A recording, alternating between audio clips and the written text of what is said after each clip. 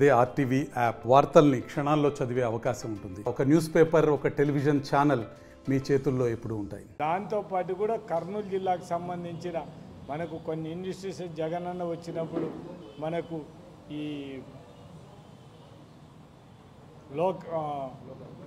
లోకాయుక్త ఒకటి, మనం హెచ్ఆర్సీ ఒకటి, మనకి ఇవన్నీ వచ్చినాయి, లా యూనివర్సిటీ, ఇవన్నీ కూడా కర్నూలు నుంచి పోకుండా కర్నూలు జిల్లా నాయకులను కోరేది ఒకటే.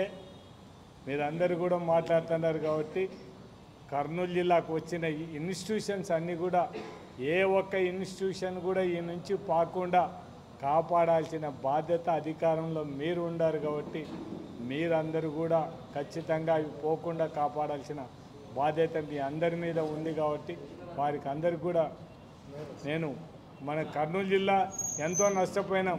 మళ్ళీ అటువంటి ఇన్స్టిట్యూషన్స్ కూడా మనం లేకుండా పోతే మాత్రం మళ్ళీ మన జిల్లాకు చాలా అన్యాయం జరుగుతుంది కాబట్టి మనం అందరూ కూడా అది పోకుండా తెలుగుదేశం నాయకులు కాపాడాలని విజ్ఞప్తి చేస్తూ వాళ్ళని ఒకటే కొట్టడం, మేము మా సోషల్ మీడియా మీద మీరు అనవసరంగా కేసులు పెడితే మాత్రం ఇదే పరిణామం. రాబోయే కాలంలో కూడా అందరికీ ఒకటే చట్టం, ఆ చట్టాన్ని ఒకసారి ఆలోచించుకోండి.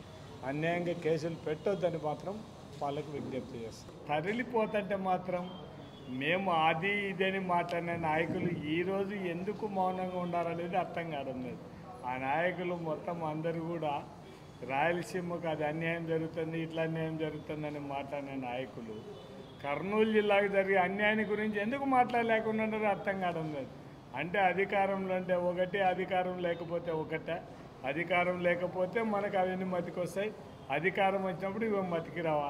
వాళ్ళని ఒకటే కోరుతున్నాము, మీరు ఏదైతే స్టేజ్లోకి మాట్లాడినారో, ప్రజల ముందర మాట్లాడినారో ఆ మాటలన్నీ కూడా రాయలసీమ జరిగే అన్యాయానికి, కర్నూలు జిల్లా జరిగే అన్యాయాన్ని ఖచ్చితంగా అన్యాయం జరగకుండా చూడమని వాళ్ళకు కూడా ఈ ప్రెస్ మూలకంగా వాళ్ళకు కూడా విజ్ఞప్తి చేస్తున్నాం. కర్నూలు జిల్లా ఇప్పుడు కర్నూలు జిల్లా వాసిగా కర్నూలులో ఎన్ని రాజకీయ నాయకుడిగా ఉంటూ కర్నూలు జిల్లాకు అన్యాయం జరిగితే మాత్రం ఖచ్చితంగా పోరాడాల్సిందే. పోరాడలేకపోతే మేము రాజకీయ నాయకులకైనా పనికిరాముగా.